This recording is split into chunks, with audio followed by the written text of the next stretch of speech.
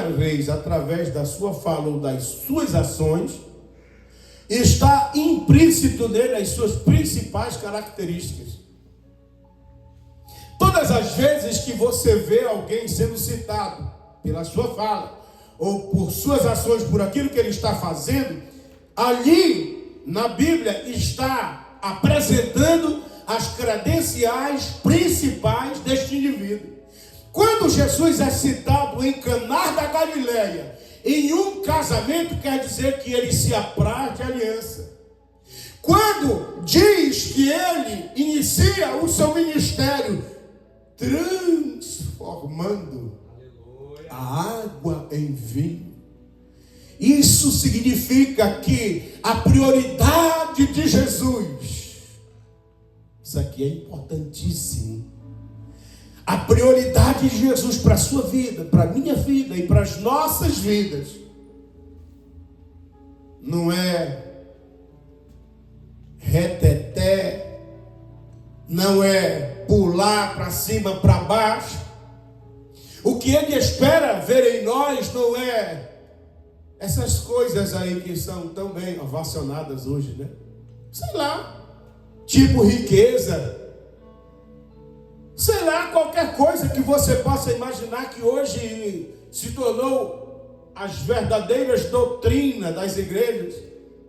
A prioridade para Jesus, escute bem isso aqui, é que Ele quer ver em nós, dia após dia, uma transformação radical do tipo água para o vinho. Aleluia. O que Jesus espera? Do que adianta, irmão? Eu pulo, eu prego, eita, glória a Deus. Como é que o Johnny diz? Eita, glória, né? Faz tudo isso, mas a sua natureza nunca é transformada. Mas há anos vem sendo a mesma pessoa. Ruth não muda, não é transformado, porque não se deixa ser transformado, assim como Jesus fez em Caná da Galileia, pegando a água e transformando-a em vinho. Verdade. Do que adianta daqui, como é o nome da irmã lá atrás? Que eu esqueci, minha irmã. Sim. Hã? Oi? Claudilene. Do que adianta daqui 10 anos? A mesma Claudilene de 10 anos atrás não mudou nada. Não teve a vida transformada em nada. Do que adianta o Abner, que hoje é um adolescente de apenas 11 anos, 10 anos se passa, 21 anos, é o mesmo Abner de sempre. Não foi transformado por Jesus Cristo com o passar do tempo e continua sendo a mesma água de sempre. Aleluia. Eu posso até não pular tanto. Eu posso até não demonstrar muita transformação, talvez assim a olhos nus, mas por dentro, todos os dias, a palavra de Deus vai moldando, vai transformando, vai aperfeiçoando, vai amadurecendo, vai enriquecendo o homem de Deus, a mulher de Deus. Agora, você sabia? Eu não sou expert, mas você sabia? Os degustadores de vinho, eles pegam aquela taça da boca desse tamanho, né? Eles colocam o vinho com sutileza, com leveza e balança assim, né? Primeiramente balança. E aí antes de beber ele vai dar uma cheirada naquele vinho para sentir o aroma do vinho. Porque o bom vinho, ele tem cheiro. Não é isso? Ele sente primeiramente o aroma do vinho. Depois, ele levanta o vinho e dá uma olhada para ver a coloração do vinho. Para saber se a coloração do vinho está perfeita. Ele balança de novo e olha, levanta para a luz e dá uma olhada para ver se a cor está agradável. E por último, ele coloca na boca e ele não bebe. Ele permite que o vinho permeie toda a superfície da sua boca, as extremidades, para que toda a sua boca possa captar o gosto desse vinho. Joga fora e fica sentindo o gosto que ficou na sua boca do vinho. precisa ter cheiro, gosto e cor. Vamos lá, 1, 2, 3. Cheiro, gosto e cor. Agora só a igreja, 1, 2, 3. Cheiro, gosto e cor. E a água, para ser uma boa água? Como é que a água é considerada boa, apropriada para o consumo? É quando ela não tem cheiro, quando ela não tem cor e quando ela não tem gosto. Ou seja, insípida, inodora e incolor. 4ª série, você se lembra? Insípida, inodora e incolor. Eu estou dizendo o que com isso? Que a água é o oposto do vinho. É que a água, ela não tem nada a ver com vinho. Para ser água não pode ter cheiro, não pode ter gosto, não pode ter cor. Para ser vinho tem que ter cheiro bom, tem que ter bom gosto e tem que ter uma boa cor. E em Caná da Galileia, ele está nos ensinando que nessa aliança, que nesse casamento, para ser bom para um e para o outro, precisa ter um bom cheiro, precisa ter uma boa coloração, uma boa cor, e precisa ter um bom gosto. E transliterando isso para a vida espiritual, para a vida pessoal e principalmente para a vida conjugal, que casamentinho michuruca, sem cor, sem cheiro e sem gosto. Que vida espiritual miserável, sem cheiro, sem gosto e sem cor. Que vida cristã sem graça, sem cheiro, sem gosto e sem cor. Como é que você está, irmão? Irmão, estou indo aí, né? Estou indo aí. Você sabe, né? Mas a vida espiritual e a vida do crente, a vida do casamento e a vida na família, que é a vida que está em processo de transformação continuamente. A gente, quando fala sobre isso, tem que ressaltar. Ora, a transformação não acontece imediatamente, não, irmão. Mas ela é uma transformação, o quê? Constante. Dia após dia. Todo dia você melhora um pouco. E ela vai tomando forma. Ela vai tomando cor. Ela vai tomando um aroma agradável. Ela vai tendo gosto. Dentro de casa o marido vai transformando, vai sendo mudado e vai tendo cor dentro da casa, vai tendo gosto. Os filhos querem estar perto dele, a esposa quer estar perto dele, todos querem estar perto dele, porque é uma pessoa de uma vida agradável, porque tem cor, porque tem cheiro e porque tem gosto. Aleluia. Mas existem coisas, Rebeca, Abner, que só Deus sabe dos dissabores, da falta de cor, da falta de gosto, da falta de alegria, da falta de prazer, da falta de exultação, porque está faltando transformação. Porque à medida que nós somos transformados, nós vamos nos parecendo mais com Jesus. E a gente, às vezes, né, na igreja, enche o nosso coração de expectativa, andando por sobre as águas. Eita, expulsando demônios, eita, curando coxos, aleijados, paralíticos. Obra grande, o Senhor diz, calma, vamos começar paulatinamente pela transformação diária de todos vocês. E depois vocês terão todas essas coisas. Vai sendo transformado primeiro, vai sendo mudado, vai sendo constrangido, vai sendo orientado por Deus pela sua palavra, e as mudanças vão acontecendo, a transformação vai acontecendo. Quem olhar para você um dia vai dizer: balde velho de água, não tinha cor nenhuma, não tinha gosto nenhum, não tinha cheiro nenhum. Agora está aí, é um odre de vinho novo de Jesus Cristo, com uma vida transformada, mudada. A expectativa é essa. A esperança do nosso coração é essa. De que amanhã ou depois as pessoas vão olhar para a senhora e vai dizer: é outra pessoa. Que vão olhar para esse singelo gordinho que prega aqui hoje e vão dizer: a transformação da vida dele não é só estética.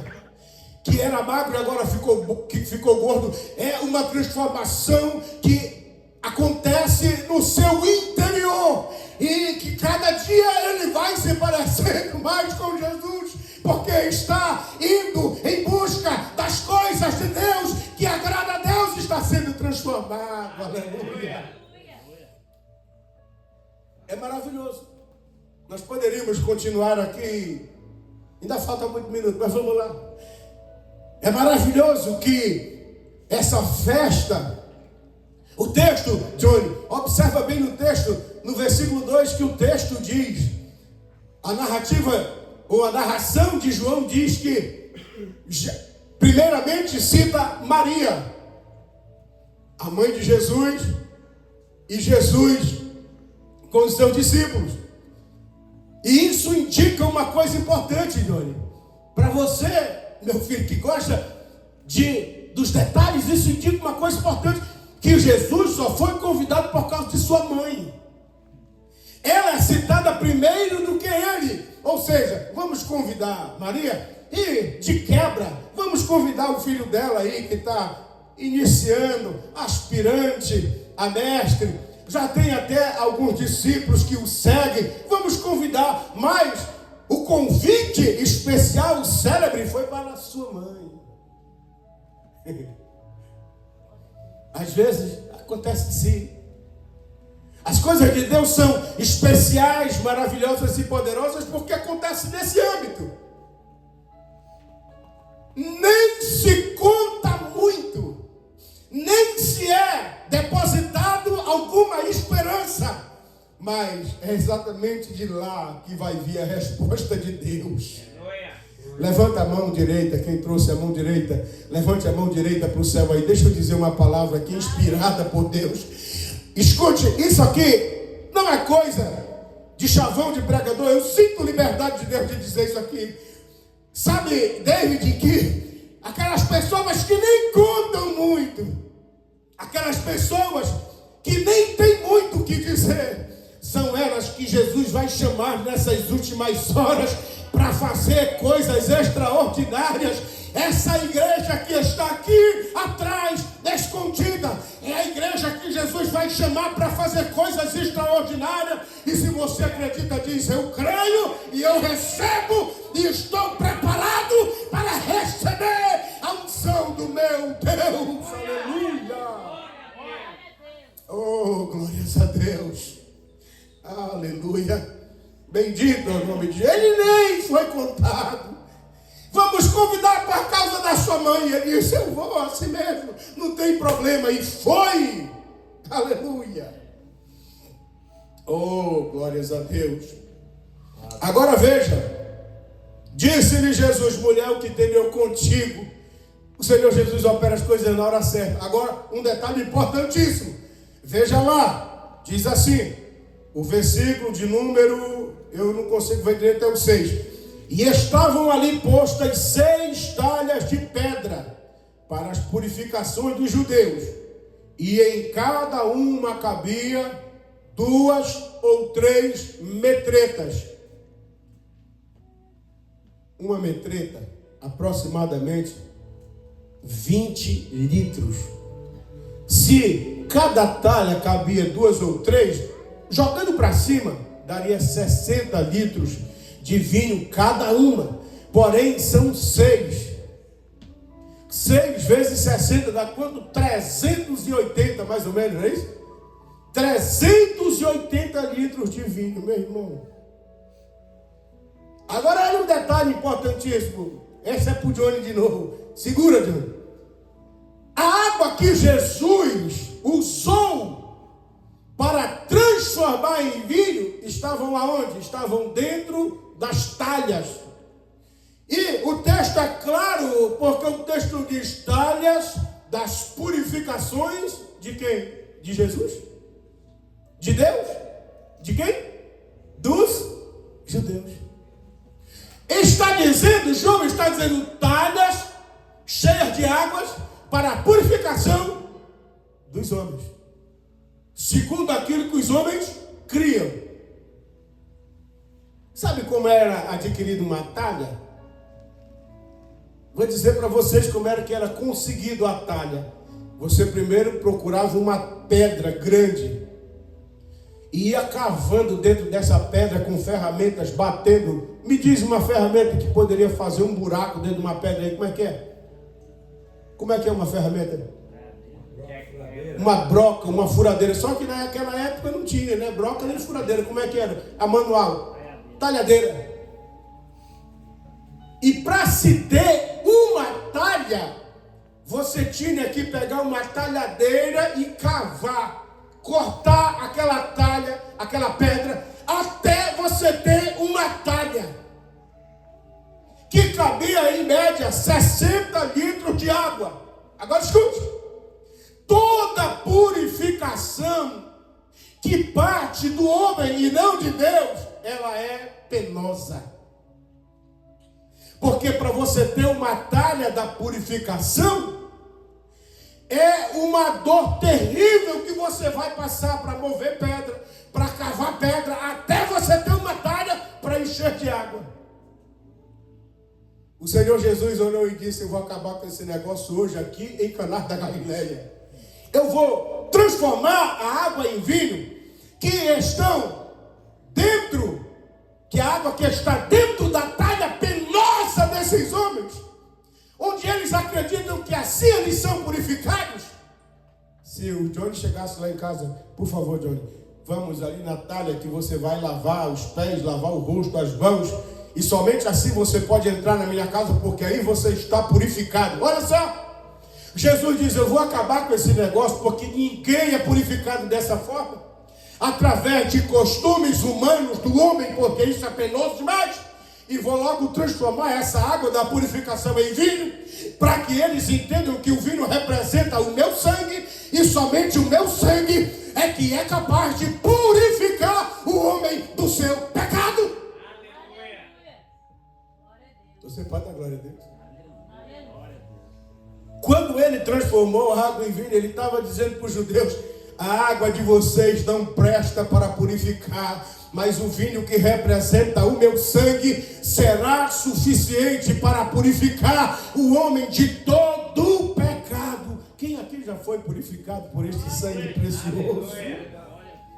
É por isso que o apóstolo São Paulo, na primeira carta aos Coríntios, capítulo 11, ele diz: porque eu recebi do Senhor o que também vos ensinei, que Jesus, na noite em que foi traído, tomou o quê? O pão. E tendo dado graças, o partiu e disse: este é o meu corpo que é partido por vós. Semelhantemente, depois de haver ceado, tomou o cálice, dizendo: o cálice de quê? De vinho. Tomou o cálice dizendo: este é o meu sangue que foi derramado por vós.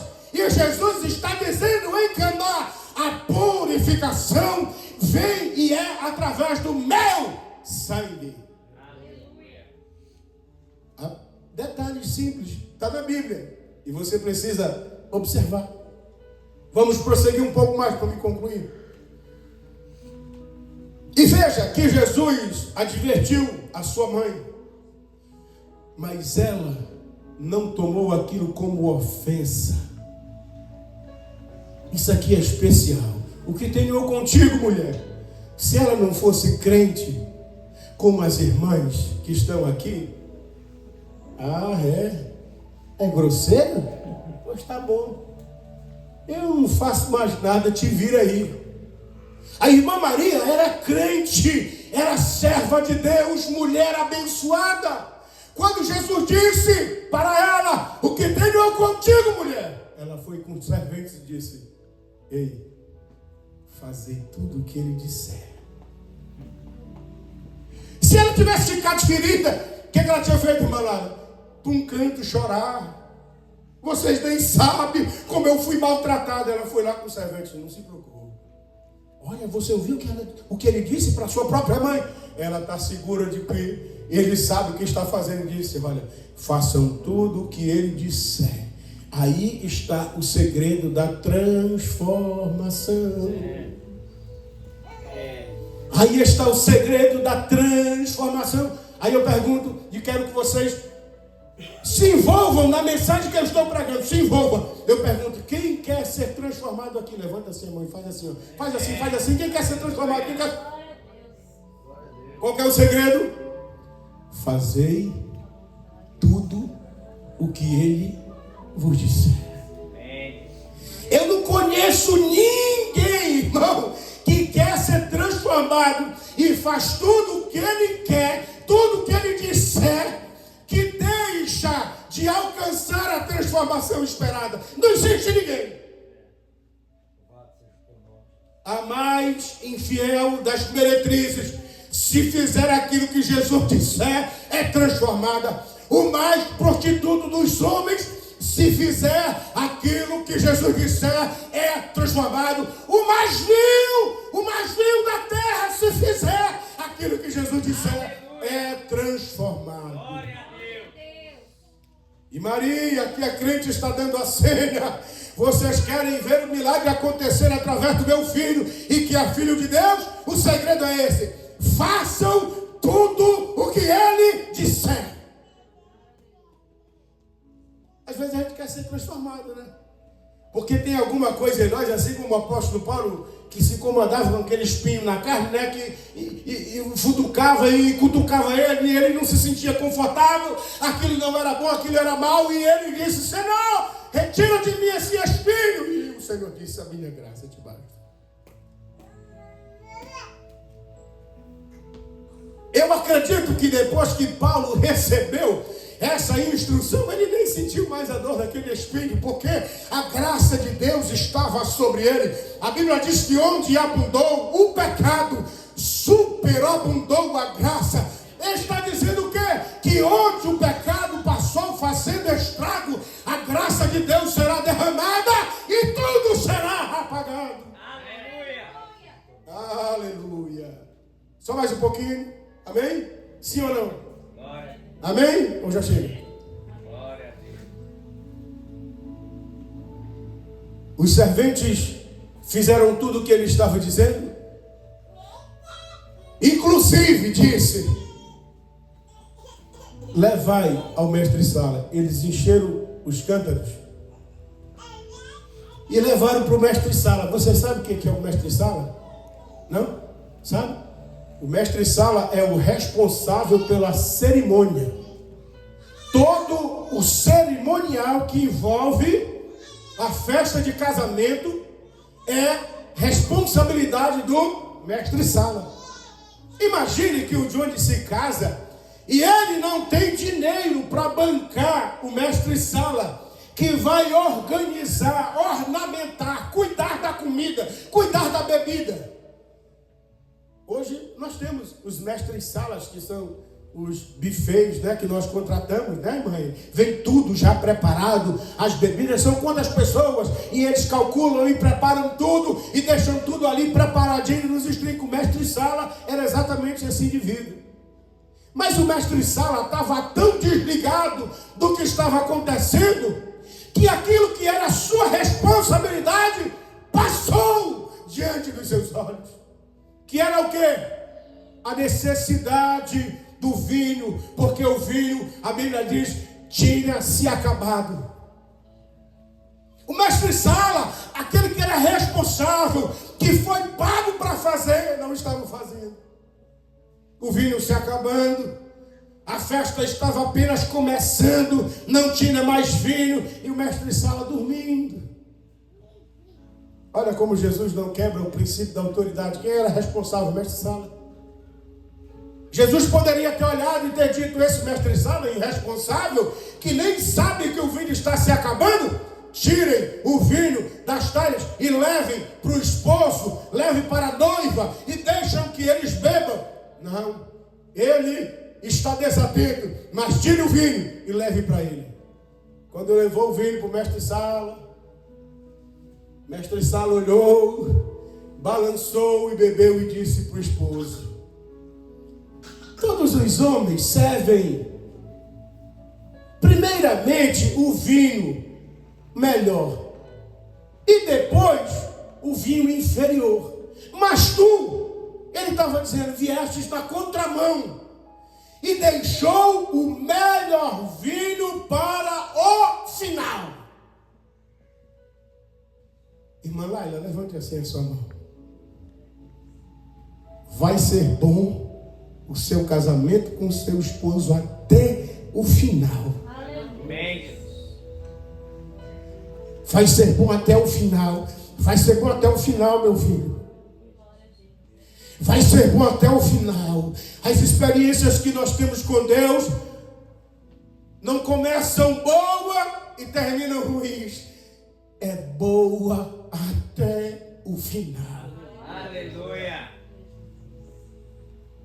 Fala suavemente e diz: vai ser bom até o final. Fala suavemente. Vai ser bom até o final. A minha experiência com Deus vai ser boa até o final. A minha experiência com Deus vai ser boa até o final. A transformação que o Senhor Jesus vai operar na minha vida vai ser boa até o final. Ele vai conduzir a minha vida na direção do que Ele quer e da sua cruz até o final. Até o final. Até o final. Até o final. Aleluia. Aleluia. Aqueles que seriam responsáveis podem até dormir. Aqueles que deveriam ser responsáveis para manter a alegria na festa podem até ficar desatentos. Escute. Mas o guarda de Israel não dorme. Aleluia. A Bíblia diz que o guarda de Israel não toscanejará. Sabe o que é toscanejar? Sabe o que é? Eita glória. Ele não dá uma cochilada assim. Ele não dá uma cochilada assim olhando para a tua vida, Johnny. Ele não dá uma cochilada assim para dar uma cochilada e dizer, pisquei aqui e acordei. Ele está constantemente com os olhos inflamados dele sobre a sua vida. Aleluia. Ele não dorme. Nós somos displicentes. Nós falhamos. Nós erramos. Mas o guarda de Israel não dorme. Oh, aleluia. O mestre Saulo está lá desatento, mas ele está atento, ele está observando e transforma água em vinho. Imagine a cabeça daqueles serventes. Eles devem ter pensado, Natanael, com certeza vão mandar nos matar. Ele mandou nós levar água da talha, estamos levando água, olha só, vão nos matar, com certeza vão nos matar. Quando o mestre Saulo provar essa água, pensando que é vinho, eu não sei o que vai ser de mim. Mas eles não contavam que quem havia mandado era aquele que tem autoridade para mandar, e da forma como ele manda as coisas acontecem. Vocês lembram? Ele está no barco, deitado no porão, estava cansado, e a Bíblia diz que as ondas açoitavam o barco de um lado para o outro. E os discípulos atormentados, aflitos, gritando: Mestre, não te dá que estamos a perecer. E ele dormindo. E alguém pensa, olha ali, diz que ele não dorme, mas ele dormindo, cochilando, porque aquilo para ele não é nada. Ele disse assim: por que sois tão tímidos? Mar, acalma-te. Vento, aquieta-te. Olha o que diz o texto. E houve o que? Grande bonança. Aleluia. E houve grande bonança. Irmã, a senhora aí, né? Roupa branca. E houve grande bonança. Vai haver grande bonança. Bonança grande para a sua vida, produzida por Deus, produzida por Ele, produzida por Jesus, grande bonança. Aleluia. E houve grande bonança. Agora um detalhe importantíssimo. Eu não sei se eu vou conseguir ler. Lê o último versículo que nós lemos aí. Lê aí. O último que nós lemos. É qual? É o 12? Lê aí.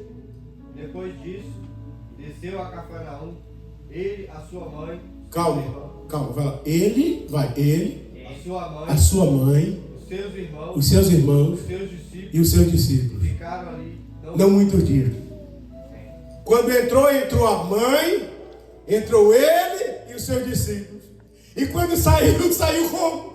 Saiu ele, a sua mãe, os seus irmãos e os seus discípulos. Inverteu. Ele entrou no final da fila. Mas quando saiu como primeiro. Aleluia! Oh, glória a Deus. Oh, glória a Deus. Oh, aleluia. Oh, aleluia. Oh, aleluia. Glória a Deus. Aleluia. Nós podemos, irmão Rainha, até entrar por último. Mas nós vamos chegar como o primeiro para a glória de Deus. Verdade. Nós podemos até entrar, como diz lá no interior, como derradeiros. aleluia, Mas nós vamos chegar em primeiro lugar. Nós vamos chegar em primeiro lugar porque Ele é Deus para fazer isso. Ele é poderoso para operar essa obra assim como aconteceu com Ele.